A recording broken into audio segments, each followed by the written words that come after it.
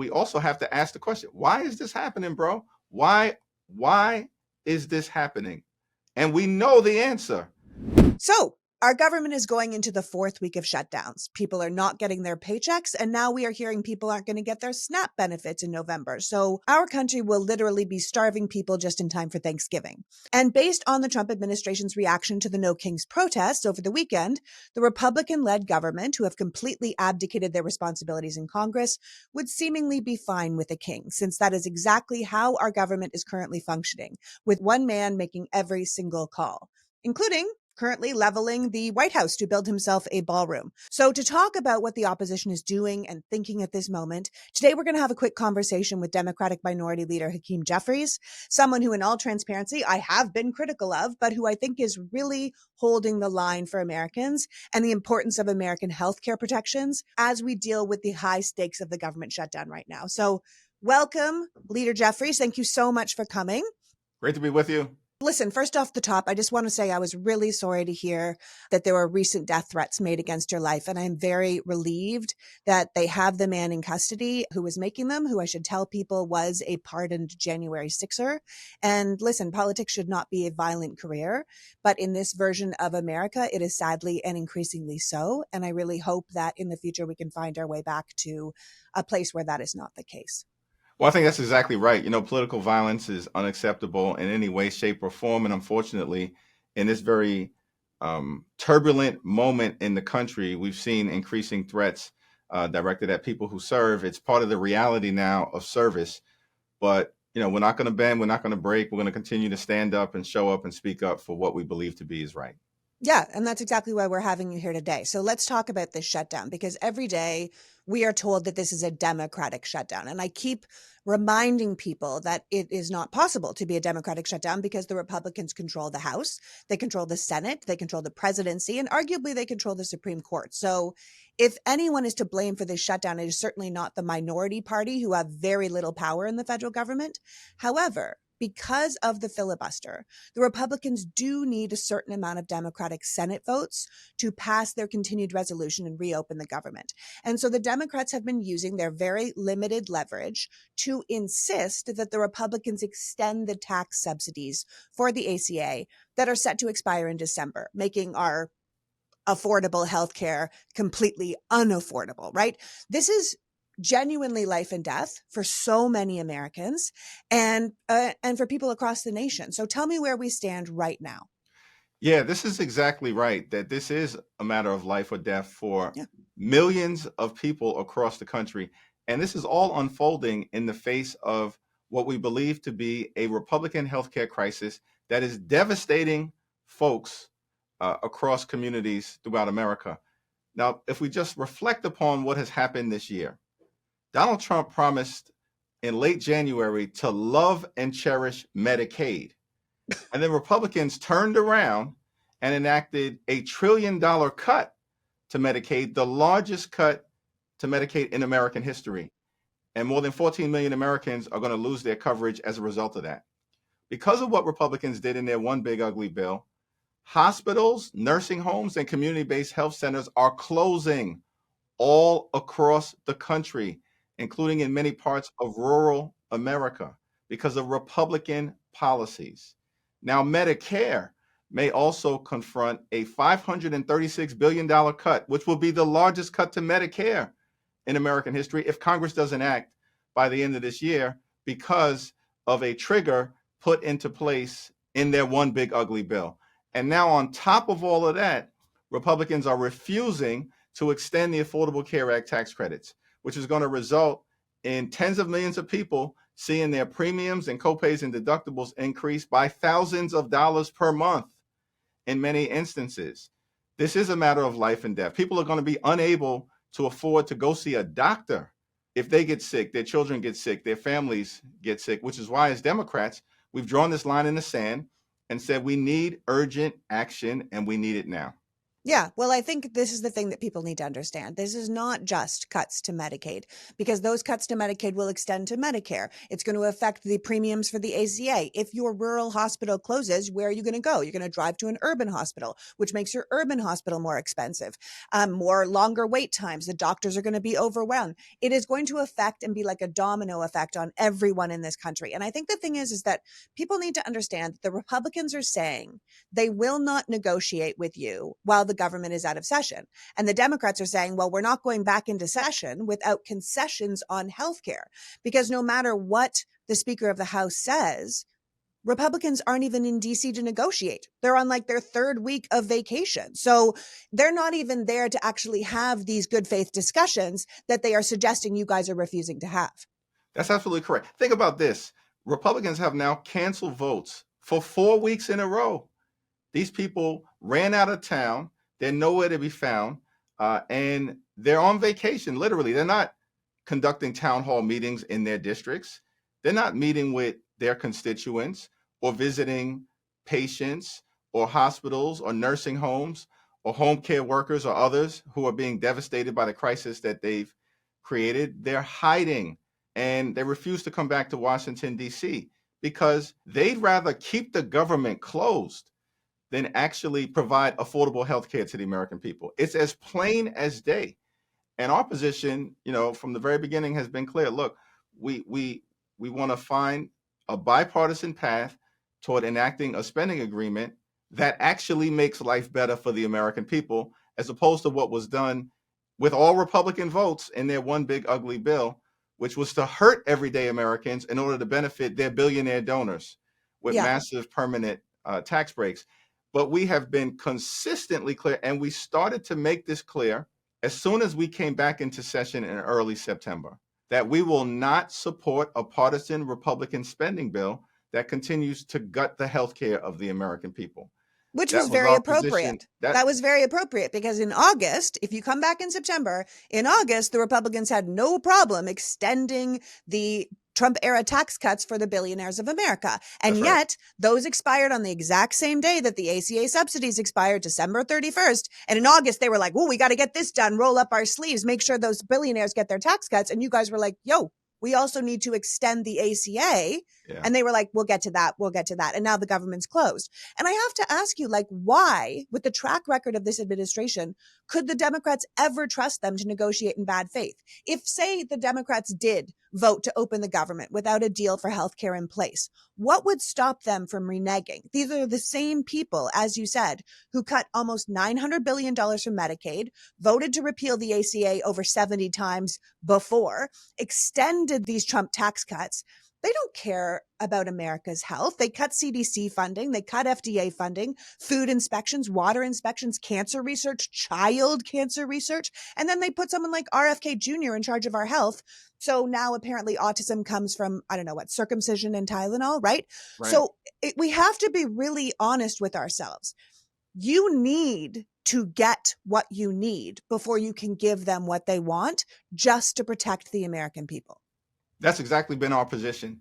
And the notion that we're supposed to simply trust that Republicans who've been obsessed with gutting the healthcare of the American people, particularly as it relates to the Affordable Care Act, which, as you pointed out, they've tried to repeal and displace millions of people off of the Affordable Care Act more than 70 times. These people really need some kind of psychological intervention when it comes to their obsession with gutting healthcare of everyday Americans. And so, this notion that they'll provide us with a vote, no, that is not an acceptable situation. Simply a vote. We need to decisively address the Republican healthcare crisis legislatively.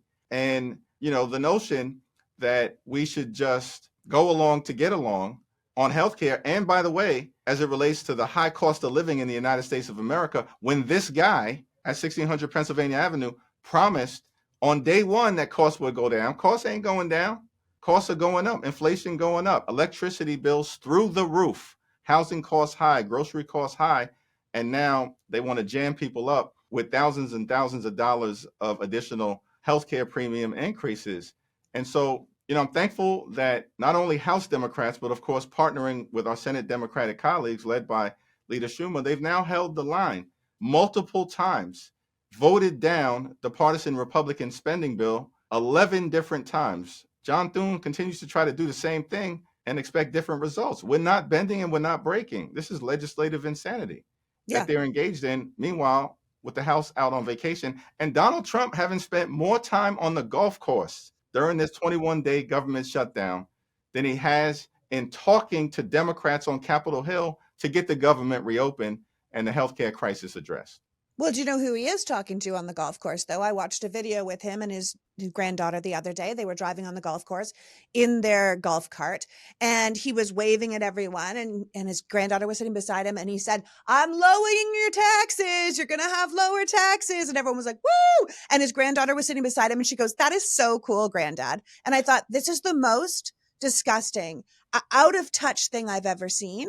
Yeah. And then you look at something like the No Kings rally that people were at the weekend, and you say, this is exactly why people were marching. It's exactly why they were in the street. There shouldn't be some super rich guy capitalizing off the presidency, which you are not allowed to do, telling his rich buddies that he's going to lower their taxes while we don't get healthcare, while we don't get education funding, while we don't get clean water or clean air. This is exactly why people were in the streets. I mean, you watch 7 million plus people come out to express their increasing displeasure with this administration. What were your thoughts on that? Yeah, it was incredible. It was powerful, it was patriotic, and it was peaceful. Yes. And it was consistent with who we are as a country. Of course, no kings, no monarchs, no dictators, a democracy that we have to fight to continue to preserve and perfect, right? Because there were challenges before Donald Trump showed up, and there will be challenges afterward. But this is existential in terms of what he has unleashed on the American people, an assault on the economy, on healthcare, on nutritional assistance, on veterans, on farmers, on law-abiding immigrant families and communities, on the rule of law, on the American way of life, and of course on democracy itself. And so we just have to keep it up, keep the pressure on, and use every tool that's available to the opposition, both, of course, in Congress, in the courts, and in communities across the country, which is what we saw with the No Kings rallies that took place all throughout the land on Saturday. Yeah, and I think that's exactly why we're people like me and Democrats across the country are so hard on you guys, because we need the opposition party that is willing to fight back, that's willing to say, this guy's putting up videos of himself in a crown, putting shit all over the American people. It's repulsive, it is inappropriate, it is unpresidential, but we're also sick of being abused by our own government. So we need to make sure that the people who are in positions of power are meeting them where they are. That doesn't mean lying and cheating and stealing the way they are. It means acknowledging that that is what the opposition is behaving like, and you're ready to fight them at their level. Because speaking of abuses of power, can you please give us a sense of where we are with Speaker Johnson refusing to swear in the congressman from Arizona's 7th district? Because right now we have 800,000 Americans who don't have any representation in Congress. It's just one thing after another that is against the American people and for their continued power of one. Yeah, it's a parade of horribles that's been unleashed on the American people, and we have to continue to fight them on all the things. And as it relates to Representative Adelita Grijalva, it's outrageous. She was elected 4 or so weeks ago. It was a decisive election. That election has now been certified. And we've had multiple so-called pro forma sessions. Even though House Republicans are on vacation, we have these pro forma sessions where they gavel in, gavel out. But at prior pro forma sessions, we've had extreme MAGA Republicans actually sworn in. You had 2 from Florida who were elected on April 1st. And you know what? They were sworn in on April 2nd. And so the question also has to be asked, when we're going to keep the pressure on Johnson to do this, and the Arizona Attorney General is prepared to file a lawsuit to force the House to be able to do this because of the lack of representation that is occurring now in the state of Arizona with someone like Adelita, who was duly elected. We also have to ask the question, why is this happening, bro? Why is this happening? And we know the answer, because Representative Grijalva, when she's sworn in, will be the 218th vote on a petition to force an up or down vote on releasing the Epstein files, and it will pass. It will pass, and there is a bipartisan effort to make that pass. I think the whole thing is reminiscent of what Mitch McConnell did with the Supreme Court. It's that Republicans are excellent at playing dirty. They will have rules for them and not for us. They will say, well, we can swear in these guys from Florida, but not this one from Arizona because that's not on our team. And I think that is exactly why so many of us aren't interested in returning to business as usual or respecting the norms of the same way we used to, because we're like, look, they're not playing by the norms. We need to make sure that we're meeting them where they are, because otherwise we're going to watch America fall while we say, I wish it was different. Why isn't it like the 90s anymore? It's like, it's not. This is how they're playing. Yeah. So what are we going to do? And I'm Let me just say one thing about that, if you don't Yeah, mind. tell me, Right? please. Because, one of the things that Republicans are trying to do right now, led by Donald Trump, is to gerrymander congressional maps across the country and rig the midterm elections, because they know Thank you. Yes. that Democrats are on the verge of taking back control of the House. We're only 3 seats short. Now, this is a narrow majority. That's the narrowest majority that any party in Congress has had since the Great Depression, despite all the talk that Republicans have overwhelmed the Democratic Party in this most recent election. And it was, of course, bitterly disappointing that now we have to deal with this guy for another 4 years, and he's going nuts. And we have to meet the moment, as you've indicated. And we're in a more is more environment, because we're just going to have to continue to do more on all the things. Which is why I'm very pleased, Hakeem, that you were going around being very vocal about California voting yes on Prop 50. So at least our state, where I live in California, can meet the Republican effort to gerrymander the congressional map in Texas. But they're also doing it in a lot of other states. So I hope that you guys are encouraging other Democratic governors in Democratic states to get in line and fight fire with fire. There's no doubt about it. We got to get Prop 50 done. Yes on Prop 50. Stop Trump from stealing the election. And we're on the way to getting that done. And I was in California, of course, this past week campaigning for Prop 50. But you're right. They now have gone into Missouri to try to steal a seat from us. We're fighting that. We can take that to referendum. They've gone into North Carolina to steal a seat, and we're going to fight that. We'll sue. We believe it's a clear violation of the Voting Rights Act. They're decimating a district held by an African-American in Eastern North Carolina. And of course, we're going to make sure that, as has been the case with California, additional Democratic states are going to respond, and respond aggressively in short order. And I can guarantee you and your millions of listeners and followers that we will not allow them to mathematically gerrymander their way to keeping the House. We are going to take back the House, and we're going to have the freest and fairest election possible when it's all said and done. Good. I'm glad to hear it. Thank you so much for joining us today. Please continue to fight for America's healthcare, because we literally can't have our lives depend on the whim of politics. And I'm really, really pleased that Democrats are doing such a good job of making it clear what side they stand on and whose side they stand on when we're prioritizing the people right now. So please keep hammering that message home. Will do. And thanks much for having me on. Thanks for coming.